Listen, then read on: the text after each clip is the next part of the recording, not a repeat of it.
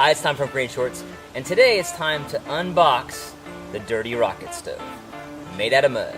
Stay tuned. Welcome back, subscribers. If you haven't joined us yet, you can do so by clicking on the GreenShortz icon that's going to appear in the bottom right-hand corner of the screen throughout the video. So it's been about 2 weeks since I originally cast the mud or cob rocket stove here in the bucket.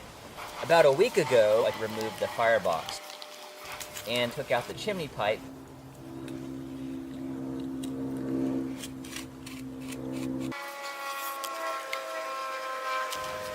And I did a little patching to the chimney for a few cavities that were there from the forming process.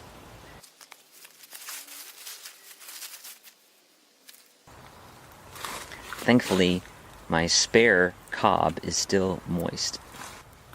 I'm going to use this to patch it up.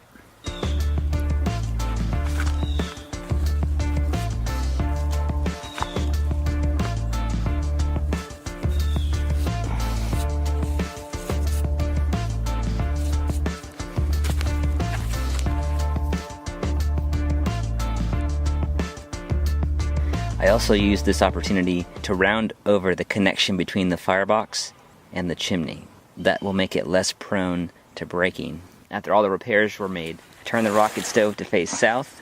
I recovered and let it dry another week. So now, a week later, let's get this out of the bucket.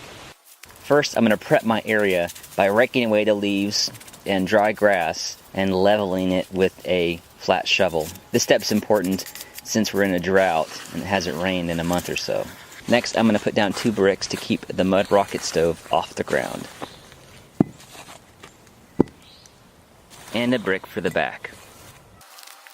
Now we'll unform the rocket stove.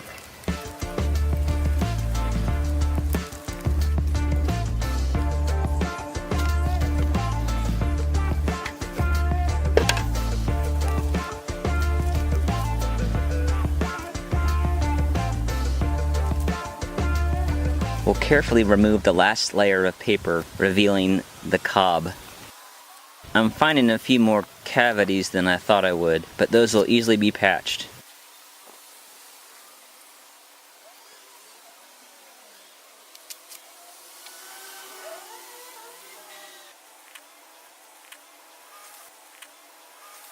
This last layer of paper is going to peel off on its own as this dries out, but I do need to remove it in the areas where I'm going to be patching.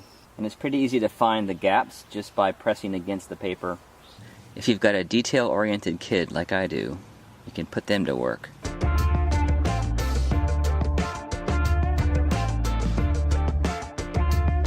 I think once you get it that thin, you should be able to see all the holes. So in fact, let's stop there and add the pot standoffs and fix the holes. Is this stuff still wet? Yeah, I think it stayed nice and moist, even for the... Holy cow, this is actually really wet. So it's solidified a little bit since I made it, but it's still nice and moist. So we're going to grab a couple handfuls of this and go pack the holes. But we want to make sure we don't cover up any paper. Alright, so we need to be kind of detailed with that, because we want the paper to eventually peel off, which it'll do as it dries.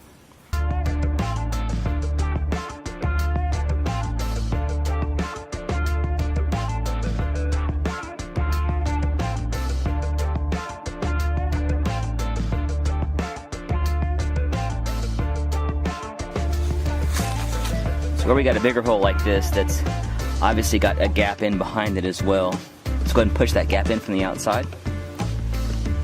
Kind of fill it in, and then come back in with your cob. Put pressure on it to push it down in there.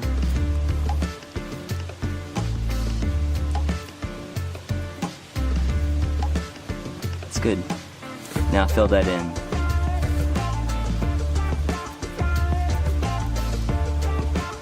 Let's get that paper off there. Kind of smooth it with your thumb so that it blends with the other. Try not to pull it so much, just there you go.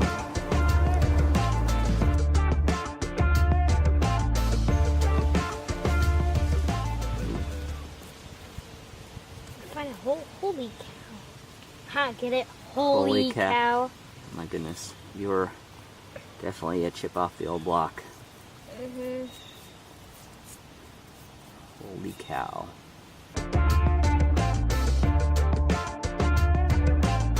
Before I add the pot standoffs, which I'm going to use 6-inch bolts that I'm just going to push down into the cob, I'm going to round off the top corner here a little bit of the chimney.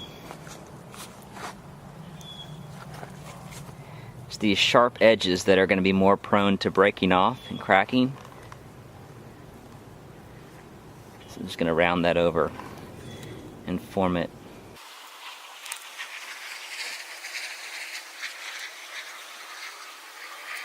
Once that's formed, I'm going to push the bolts down. I'm using 3, so I want them spaced at thirds. I'm being careful here to avoid the armature. Then I'm pushing the cob in around the bolt to lock it in place. This last one's a little bit longer, so I gotta make sure it's even. Hit the armature there.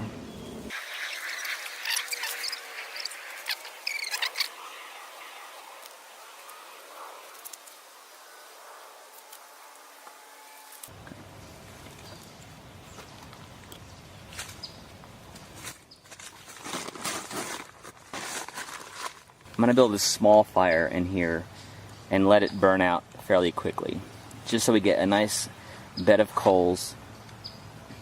Then I'm going to block the front and let it bake.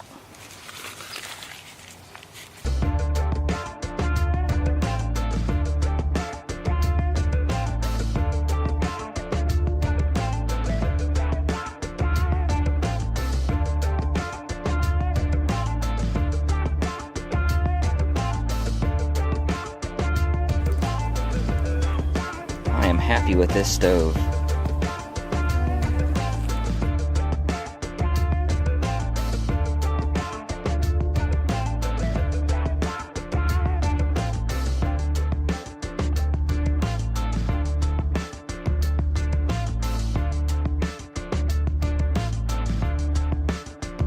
Now that we got a nice bed of coals in there, I'm going to cover the opening of the firebox .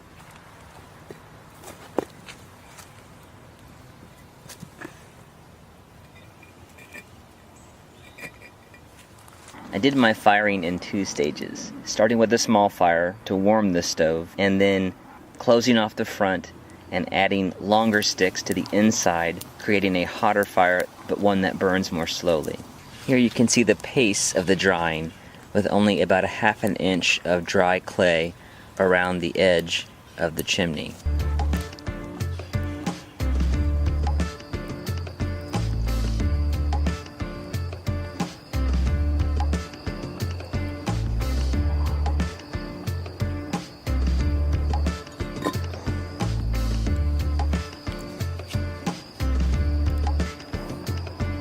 Notice the drying is extended to almost a full inch.